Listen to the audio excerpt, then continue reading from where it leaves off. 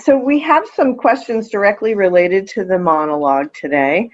Yes. One of, essentially about state of being and synchronicity and those ideas. Yes. One individual says, to me, it seems that some states of being are easier to adopt than others. For example, it seems easier to adopt the state of being rich than it is of being poor. A rich person can act and feel poor with no problem, but how can a poor person feel or act rich, especially if you can't provide food for your children?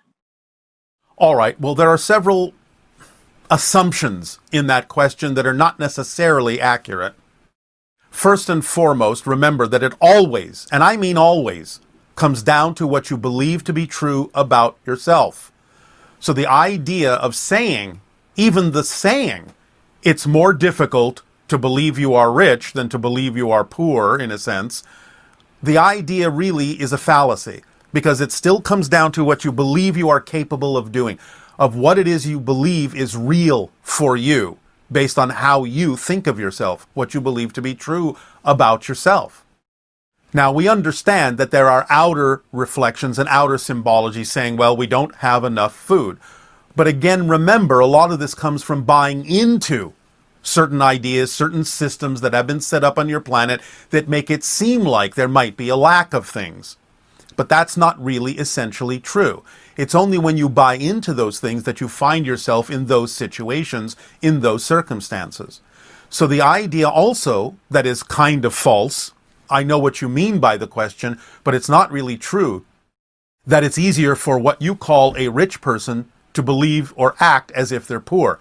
That's actually not true. Because even though someone may be, quote unquote, acting like they're poor, their fundamental interior beliefs don't allow them to really believe that they are, because no matter how much they may try to act like they're poor, they're always going to hold on to the belief that they can stop acting like that at any moment. Whereas the idea of the belief systems of someone who is really believing that they're poor doesn't necessarily contain the ability to believe that they can stop acting like that at any moment, stop being poor at any moment, whereas the so-called rich person can stop acting poor at any moment in their belief system.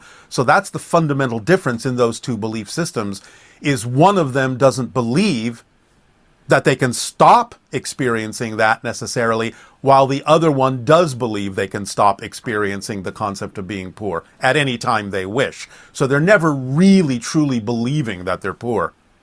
That's a big difference in terms of the belief system.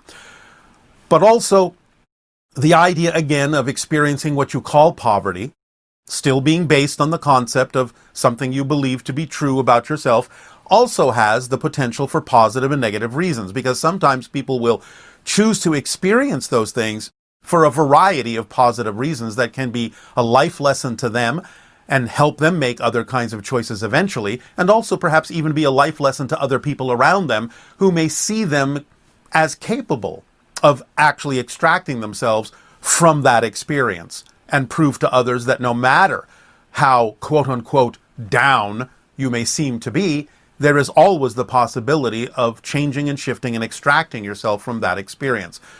But fundamentally, the simple answer is it always comes back to what you believe to be true about yourself. It's not something that's inevitable. It's not something that can't be changed.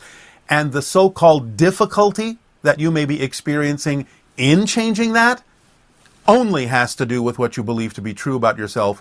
It's not an automatic, inherently true fact. Okay, here's kind of a cute synchronicity.